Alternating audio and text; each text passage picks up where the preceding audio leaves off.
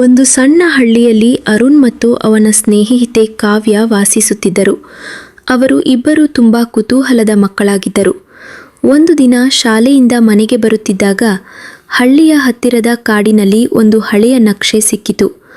ಆ ನಕ್ಷೆಯಲ್ಲಿ ಮಾಯಾಮರ ಎಂದು ಗುರುತು ಹಾಕಲಾಗಿತ್ತು. ಇದು ಖಜಾನೆಯ ಮಾರ್ಗ ಇರಬಹುದು ಎಂದು ಅರುಣ್ ಉತ್ಸಾಹದಿಂದ ಹೇಳಿದ. ಕಾವ್ಯ ಸ್ವಲ್ಪ ಹೆದರಿದರೂ ಸಾಹಸಕ್ಕೆ ಒಪ್ಪಿಕೊಂಡಳು. ಮುಂದಿನ ದಿನ ಇಬ್ಬರು ಕಾಡಿಗೆ ಹೊರಟರು. ಕಾಡಿನ ಒಳಗೆ ಹೋಗುತ್ತಿದ್ದಂತೆ ವಿಚಿತ್ರ ಧ್ವನಿಗಳು ಕೇಳಿಸತೊಡಗಿದವು. ಮರಗಳ ನಡುವೆ ಒಂದು ಸಣ್ಣ ಹೊಳೆಯು ಹರಿಯುತ್ತಿತ್ತು.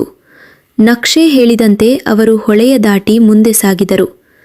ಹಠಾತ್ ಒಂದು ದೊಡ್ಡ ಕಲ್ಲಿನ ಬಾಗಿಲು ಕಂಡಿತು.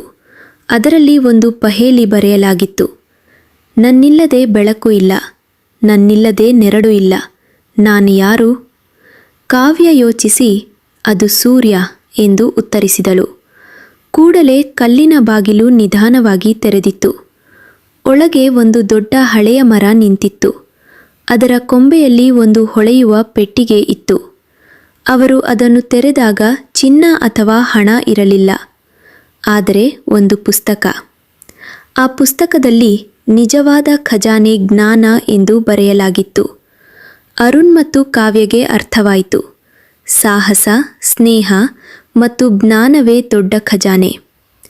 ಅವರು ಸಂತೋಷದಿಂದ ಮನೆಗೆ ಹಿಂದಿರುಗಿದರು. ನೀವು ಮತ್ತೆ ಇಂಥ ವಿಡಿಯೋಗಳನ್ನು ನೋಡಬೇಕೆಂದರೆ ನಮ್ಮ ಚಾನಲ್ ಅನ್ನು ಸಬ್ಸ್ಕ್ರೈಬ್ ಮಾಡಿ.